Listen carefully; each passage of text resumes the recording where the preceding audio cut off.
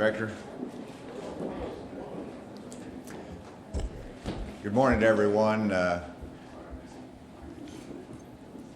I'm delighted to be joined today by Representative Collins, Senator Garner, Senator Hendren, Senator Dismang is here as well, President of the Senate, and Director Bryant of the Arkansas State Police, and delighted to welcome to Arkansas Director Chris Cox of NRA, Institute for Legislative Affairs. Thank you for joining us, Chris. And Representative Bob Ballinger, I failed to recognize you. Thank you for joining us and for your work on House Bill 1249. I have just signed House Bill 1249. It has now been signed into law, and I wanted to discuss the legislation briefly and acknowledge the hard work that has been put into place by the legislators that are here. Charlie Collins particularly has worked on this through multiple legislative sessions and has been persistent. He's been a strong advocate of the ability to carry firearms in public campuses. We've worked with him, but also Senator Garner, Senator Hendren has picked up the mantle and worked diligently and really worked out a compromise piece of legislation that is consistent with my view of how firearms should be handled in sensitive areas. And let me just underscore that my history a little bit, and that is that, first of all, I was at Homeland Security after 9/11. And there was a big raging debate in our country as to whether we should have more firearms in sensitive areas such as airplanes. And we passed the law that allowed the flight deck officer to be armed. And it was of great controversy. A pilot's going to be armed, that's inconsistent with flying. And we had the training requirements in place, and it's enhanced security of our airplanes. And then after the Sandy Hook elementary school shooting, as Chris Cox knows. I worked with the NRA. I worked with the Secret Service as to what we should do to further protect our school children. And so we did enhanced training requirements for school staff and gave them the option. And so I've consistently recognized that there is first of all, a Second Amendment privilege, but also a security and safety benefit from firearms by people who are properly trained. And so it's been a consistent view of mine. And so when this bill came forward and there was an argument, there was a need, a will of the General Assembly to have firearms more broadly on our campuses, I say we have to have an enhanced training capacity there, an element to it. That was ultimately negotiated and agreed to. And it's important for the public to understand that there's now 2 levels of concealed weapon permits. There is the one that was created in 1995, in the 1990s, and there was 4 hours of training that was required.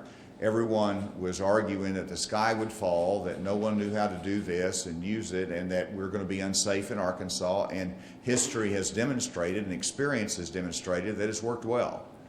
And so now we're moving into a new arena, a new area of change, but we're guided by the fact that while we'll have a new permit that will allow enhanced carry, it requires more training.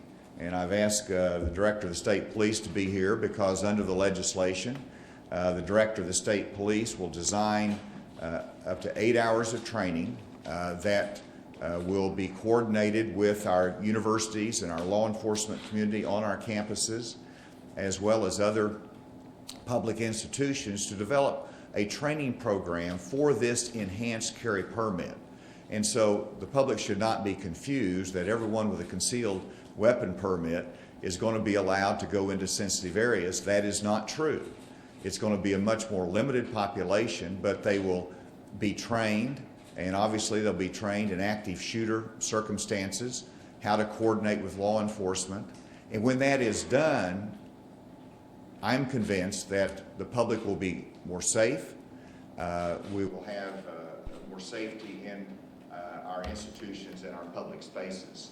And so that is the rationale of my signing this law, but also of the negotiations that took place to balance Second Amendment privileges and to enhance those that want to be able to exercise their Second Amendment rights, but also to, when you go into sensitive areas, to have this enhanced level of training that will be very important. I would emphasize that there are restrictions under the bill. There still is no carry on private institutions that opt out. They're churches, bars, other places of private nature. Secondly, the storage of handgun in student dormitory or residence hall is prohibited. It's prohibited in grievance hearings and disciplinary procedures on campus. It is not allowed in courtrooms. And it's a Class D felony to carry a firearm in a courtroom. And so those prisons are excluded, public schools K through 12 are excluded from any of the enhanced carry. So this bill, in my view, reflects the will of the General Assembly and is constitutional and will balance public safety and the Second Amendment. And now let me introduce Representative Charlie Collins for any comments he has. Well, thank you very much, Governor. I appreciate that, and I appreciate all your work through this process. I've said from the beginning that my goal has been to help keep our loved ones safe on college campuses. The Secret Service and the Department of Education did a study after Columbine and the massacre there, and they developed a profile of a rampage killer, and there's some bad news in that profile, including the fact that these people are plotters and planners and researchers, and they look for places where they can find our innocent folks, and they can wreak havoc and get the television cameras out and the newspaper reporters out so they can share their manifesto of hurt feelings. And there's no way to identify these people in advance. There are no racial variables, there are no mental health variables, there are no prison record variables, and these people don't snap. They don't snap spontaneously and whip a weapon out of their pocket. They plan, they research, they FOIA request for security plans. They do all the things that you would expect somebody to do who's trying to mercilessly murder our loved ones. The one thing they cannot do is plan for a good guy or a good gal with a gun who might interdict their plan. So I believe what we're doing here is increasing the safety of Arkansas by deterring some of these crazy killers from choosing to go to our campuses and potentially murder people. I really want to thank the governor for helping to educate me, because initially when I designed this, I had an arbitrary safety factor, and that was this notion of a class of person, a professor who might be more familiar with his or her surroundings as a method for helping to reduce potential accidents and things of that nature. But the governor's expertise in this area and his experience really made clear, obviously very clearly to me, the importance of doing it through a qualification process. And so what that does is it really changes the dynamic. People called me a hypocrite. Well, why don't you allow it in the in the Capitol? And it kind of said to me, well, geez, we don't have college professors here, so I don't know exactly how to make that apply. But using this superior approach of a training program to make sure people know how to behave, I think what we've done with HB 1249 is really improved that. The last comment I want to make, I think, is the most important. This issue of senseless murder on college campuses and other locations like that is not confined to Arkansas by any stretch. It's a national problem. And there are only a handful of states that have really made this step to help prevent it, to deter these folks. And I think with the governor's leadership, what we've created here is a model which many other states will over time adopt. And hence, we won't just be saving lives in Arkansas, we'll be helping people all over the country. As somebody said yesterday, Arkansas's footprint is bigger than the state itself. And I think this could turn out in this arena to be one of those things. Finally, this is not a panacea. I don't pretend that it is. Bad things can happen. There's no such thing as a perfect solution, but I believe it's going to help us move in the right direction. I really appreciate all my colleagues, particularly the folks over in the Senate that work so diligently to get us to this place, and all those in the House that helped me. Thank you.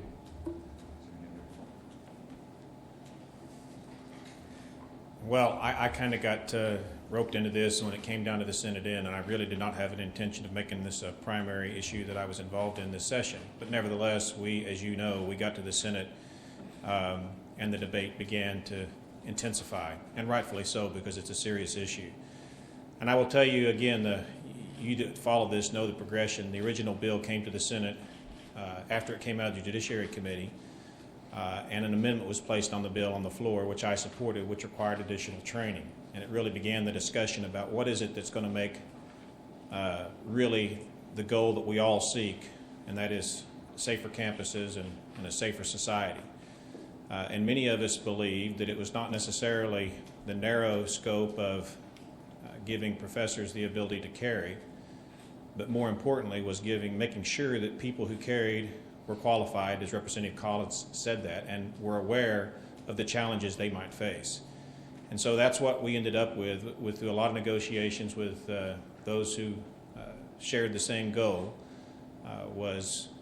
there was some discussion about how far do we go on training and who do we allow to participate and what privileges do they get. And I think through the process of negotiation and through working together on, again, everybody up here shared the same goal, and I think everybody in this room shares the same goal of safer campuses and a safer society.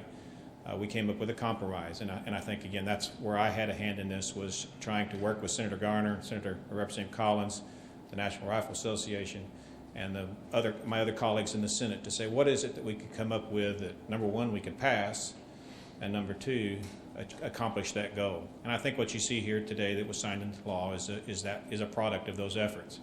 It is a product of some give and take. Yeah, it's a little bit broader than just college professors, but it's also narrow in the fact that anybody who carries now will have to have additional training into these sensitive areas. And I think that's appropriate. And as we discussed on the Senate floor, it's a different thing carrying a weapon for personal defense than it is trying to engage in an active shooter situation with students and law enforcement and everybody mixed together. So I know that the state police will do a great job on making sure that people who are in those situations and circumstances are better equipped to do so so that we don't have a tragic situation, but instead we prevent one. So I appreciate, again, the sponsors of the bill working with us on the Senate to come up with, which I think we all agree is a better bill than it started. Thank you, Governor. I'll keep my comments brief. I think the Governor, Representative Collins, Senator Henry has explained the bill details in better than I can. I'll talk about a specific reason why I support this bill. As many of you may know, I was a Special Forces Green Beret who served this country overseas in 2 trips to Afghanistan. I was a weapons sergeant, which means I was trained on weapon systems from all across the United States. When I came back from my service overseas, I was a non-traditional student who went to college for 6 years at UALR and U of A for law school. During that time, even though I was a veteran, even though I was a weapons sergeant, I had to de-arm myself every single time I went to school. I faced that choice. Do I go, risk my career, risk breaking the law to arm myself, or do I de-arm myself and go there being unsafe? Today, we have taken a step to remedy that problem. I want to thank all parties. Thank you.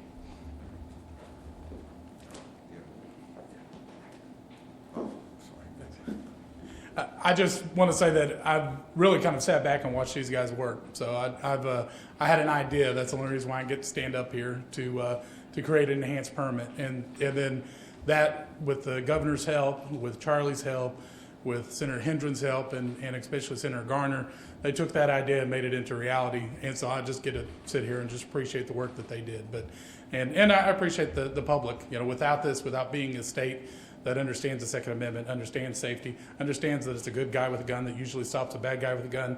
That's the reason why we can get these kind of things done. So I appreciate the public as well. I'm delighted to have Chris Cox here. Sometimes people are behind the shadows sometimes, and I thought it would be good just to ask Chris Cox if he would join us for this. Because you know, the NRA has tremendous respect and support in the state of Arkansas. We love our Second Amendment. Sure, we've been in discussions with the NRA on this bill. We want to get their ideas, their national perspective. And so, Chris, thank you for joining us today. Thank you, everyone. I appreciate the opportunity to be here. The National Rifle Association is about protecting the rights of law-abiding Americans to own guns safely and responsibly.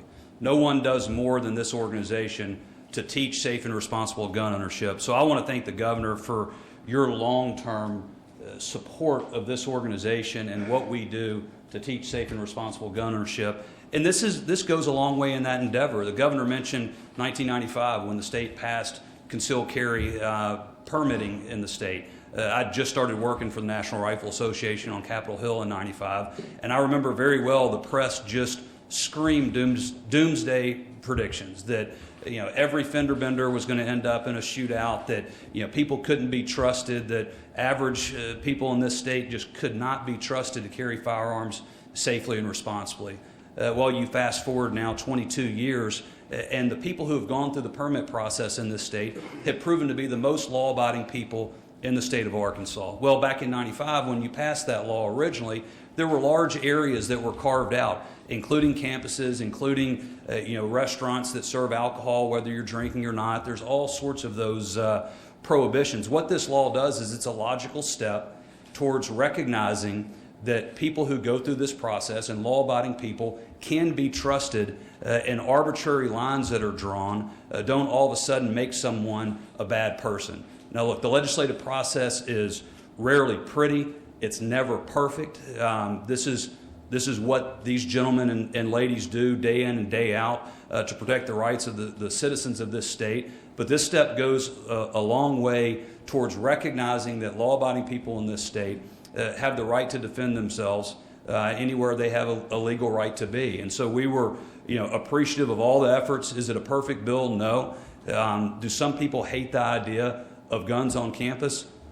Sure. We hate the idea of unarmed victims on campus. We hate the idea not just of these high-profile shootings that are horrific and thankfully don't happen often, but every day on college campuses, every day across this country, there are violent crimes, there are rapes, there are violent attacks, and we're interested in making sure that people who are of age and who have gone through this process are able to defend themselves. God forbid they're put in one of those situations. This bill is a step in the right direction. We're proud to lend our support, not as a perfect solution, but as a great step forward towards protecting the Second Amendment rights of the people of this state. And we appreciate all of your work and the work of the legislature on their behalf. So thank you very much. Thank you, Chris. We'll turn it over to any questions. Governor, there's been a lot of concerns raised about some things that aren't exempted after UAMS, potentially concealed weapons at sporting events on campuses. Do you think there needs to be any additional legislation to add those exemptions or address any of those concerns? Well, first of all, you can see how difficult it is to arrive at a consensus on these issues through the legislature. And so anytime you pass legislation, there's going to be continued review as you learn about something that was missed or omitted or confusion. So, that's open for technical corrections in the future or to close gaps. And I know that Senator Dismang, why don't you come on up, Senator, and I know that you've expressed have an amendment that you're offering. Thank you, Governor. And to that question about some of the concerns out there, I think everyone here has kind of acknowledged in the presentation of the bill and even the bill signing that there are some issues, and it's an imperfect bill. And I think we've raised a couple of issues there. I do have a bill that is filed, amended yesterday, that do two specific things at this point in time. The first thing it does is it changes the word shall to may in regards to private institutions, private colleges, universities in the state, on the posting requirements, which means to say that they will be allowed to post the way they see fit to post on their college campuses, or would allow them to do that. The second thing is it addresses the concerns regarding UAMS. There was some discussion about limiting that just to the ER rooms. The issue there is the layout of the campus and the fact that you can get from any place on UAMS campus to any other place on UAM campus through the tunnel system or corridors. And so it's just not practical at this point, I think, to try to limit just to specific areas, but the entire campus should be exempted from the impact of 1249. And then additionally, it does exclude the state hospital from individuals being able to utilize 1249 on the state hospital. So that those are the provisions right now in the bill. Any thought about the sporting events on campuses? That's a concern that's been raised by some people. Specifically right now we're dealing with those two issues. That's not to say there will not be a discussion about the other again, but as far as my intentions, where I'm moving forward, it deals with those two specifically. What led you to make these steps, push this amendment? I was already examining the issue regarding posting under the existing law for private institutions, and so that bill had already been filed. And again, just through the education process about the UAMS campus and kind of how that works, decided that was something that needed to be addressed now. Representative Collins, do you support this? I'm very open to looking at the different ideas that people have. As the governor said, we just got this legislation through a pretty laborious process. It's not even in effect yet. It's going to take months, actually, until the training is designed, the legislation goes into effect. So I want to make it as good as possible. As you recall, in my initial bill, I had an exemption for UAMS within a half-mile radius of the emergency room, given all the regular murders and gang interactions that they tell me are involved down there, and the increased law enforcement. That was the basis for me in my original bill. So I've been open to those types of things, and I'll remain open to doing what achieves our goal, which is protecting the lives of loved ones. That's the goal. You're going to kill them outside?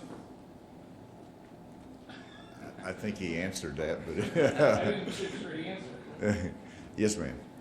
Governor, this one's for you. I've had questions regarding those sensitive areas that you mentioned. Would you consider DHS, DDS, some of those heated Capitol hearings, and possibly also the Vice Mayor asked about City Hall? Would those be areas that are considered sensitive in nature?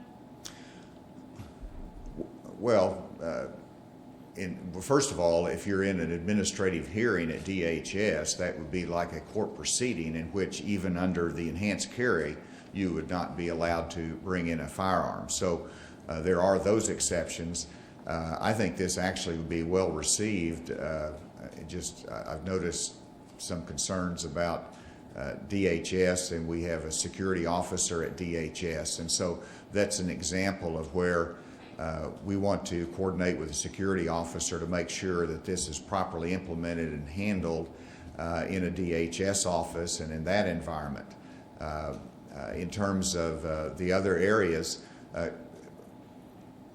are they sensitive areas? They are subject to the enhanced training. And so that if you are going to go into a sensitive area that's defined in the law then and not exempted, then you have to have this increased level of training. And so, I think that's a good balance. As a follow-up, when it comes to mental health, are there going to be any mental health screenings available? Because I'm sure Senator Garner can tell us that just because you're highly trained doesn't mean you're immune to things like PTSD or mental disease or mental breakdown. So though you may have the qualifying training, that doesn't necessarily mean that you're fit to be in these very sensitive areas. Do you have any response to that? It's the same restrictions as anyone that purchases a firearm. If there's an adjudicated mental health determination, then you're excluded from acquiring a firearm. Yes. Considering the history in this country and even the state of political violence regarding firearms, do you have any hesitation allowing firearms in the state capitol? Actually, no. Welcome to my conference room. We're not exempt. It is enhanced carry. So if somebody has a concealed weapon permit, you cannot walk into the state capitol with your firearm. But if you've gone through the enhanced training where you understand the responsibility, where you have coordinated and learned about an active shooter incident, then that enhances security. And I do not consider that as a threat, but it's an addition to public safety. When we heard about the current concealed carry training throughout these hearings, there was some testimony that it varies greatly across the state. Some of the training programs are really good, some of them are really poor. How can you guarantee that these training programs are going to be adequate to provide the training? I'm going to ask Colonel Bryant just to come up and just address what his approach is going to be on the training. Thank you, Governor. Our first approach to state police is we're not going to do this alone. We have to solicit assistance from our university police departments, our sheriffs, our police chiefs, our subject matter experts, the ALETA, Arkansas Law Enforcement Training Academy. It's got to be a group effort to develop this training. And once we get that training curriculum designed, then we'll go forward and then we will instruct the concealed handgun instructors to carry out that training. So this would be a question for you. We've had a lot of law enforcement members raise concerns with me. Is there a precedent for active shooter training involving students, professors actually having guns? Because I know right now the training is included that is mostly just there's a bad guy and then there's law enforcement. So is there a precedent for this training? Who will administer that training? And who's going to pay for it to have all of the law enforcement in the state be retrained? Okay. I thought that was only going to be one question. That's about 5. I'll start with the first one. Basically, if you're looking at active shooter training, it's law enforcement, and you also have civilian type of training to address. So it's got to be a balance between the two, and that's why we're going to solicit help from all these other law enforcement agencies to address that. Now, the concealed handgun instructors will be the one to teach this training, and I believe the legislation requires for a nominal fee, and we'll work that through the rules process. But this bill will not be effective till September, and then we have 120 days. So we have to January to work through each of these issues as we go forward. But that's for the citizens. I mean, for law enforcement, is there a precedent that a group that can come in and actually teach law enforcement how to deal with these new active shooter situations where other people may be armed, and who pays for that? Sure. They have what's called alert training. It's advanced law enforcement rapid response training. We have just completed our in-service training with our state police troopers. So we do have certified instructors in alert training to how to address active shooter situations. So that's how we go forward as far as the law enforcement side. The civilian side, there's another types of training for civilians. Do you have an estimate on how many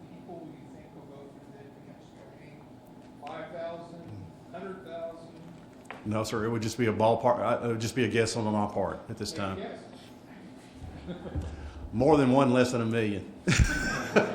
How many are in the current concealed program? How many have come through that program? I have that in my notebook. I want to say around, I can give you the facts. I don't want to quote it wrong, but I do have those in my notebook right now. I can tell you how many concealed handgun holders we do have. So basically, you're saying that the same people that are doing the training now, that even a couple of lawmakers that are standing up there with you today, say are doing an inadequate job of doing this training across the state, are going to be doing the new training that we think is going to keep the state safe. If we have any reports of inadequate training, we do have a process to revoke the license of a concealed handgun instructor. We take those serious, but to my knowledge, that's the first time I'm hearing of any inadequate, but I do have a concealed handgun section I can check with and follow up with you. This is a question for Representative Collins. After a similar bill was passed in Texas, I think last year, 2 years ago, there was some immediate protests from students and professors on campuses like UT Austin. Do you expect that to happen at the University of Arkansas? And so how do you plan to engage with those groups? Well, obviously, I don't want to ever predict what somebody else is going to do. If I can predict what I'm going to do, that's pretty good for me. But if anybody is interested in having a discussion about, the what's, whys, and wherefores, I'm always happy to do that. If anybody has any ideas on how we can make things better, again, my goal is helping keep people safe. So that's always what I'm focused on, and I'm always willing to listen. I've probably been to a dozen forums at the University of Arkansas. I've got another one, I think, on April 20th, if I'm not mistaken, as well as a couple times at UCA. So I'm wide open to continue with the discussion, having the discussion, and helping to educate people and doing what we can together to keep folks safe. Representative Collins, while you're up, can you give us a list of the incidences in which somebody has used an FOI request to obtain security plans to plan for an attack? Yeah, I can go dig up that for you. Again, I've got one specific example, just like the example of somebody driving past a facility that had chosen to be gun-free, to be gun-free when all the other facilities were not gun-free. I don't have lists per se. Well, but name one facility. Well, in that one, in the Colorado shooting, when Any in Arkansas. Yeah, I don't have it in Arkansas. So it's not. So this is not a problem in Arkansas. Well, if you take Arkansas and you say Arkansas is 1% of the United States, and something has happened 100% somewhere, we're going to get about 1% effect here. And if you look at school shootings, you'll find that Arkansas gets about its fair share. And to the extent we can reduce that from 1% of our probabilistic number based on the rate these things happen down to 0.5% or 0%, I consider that progress. And the Colorado case was a specific FOI request for the security plan ahead of time so they could plan something. Not a drive-by, but an actual FOI request. Yeah. My understanding is there's an example of that. This doesn't hinge on that one thing. This doesn't hinge on that one thing. If you read the Secret Service report, you will find there are extraordinary and deep examples of how these people plan. They have exact timelines for how long the average person plans, the percentage that plan. So read the Secret Service report and then ask me the questions you've got from there. Winnie, did you have some? Yes, Representative Collins, when you first proposed this bill, it was a handful of professors, a safety issue that you had concerns about. How did it go from that to where we are now, which includes state facilities and some businesses as well? Let me just answer that in terms of, that is the legislative process.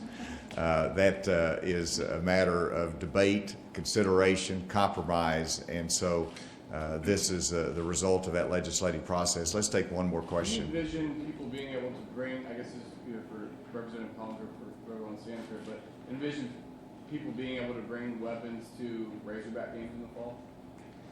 Well, the fall, this legislation does not go into effect, or probably the rules implemented until January 1. So the next basketball. I'm sorry, what was the question? Do you envision people being able to bring their guns to a Razorback football game into the stadium? That is the current, actually, if you think about while you might have a sign right now that says no weapons allowed in Razorback Stadium, there's not any magnetometers, and so a bad guy could get a gun into Razorback Stadium now. This does carry the sensitive areas, so if you have, under this current law that if you've got the enhanced training, then you would be able to go into that facility. All right, they'll be available afterwards if you have some follow-up questions. I'm making them available, but thank you all very much.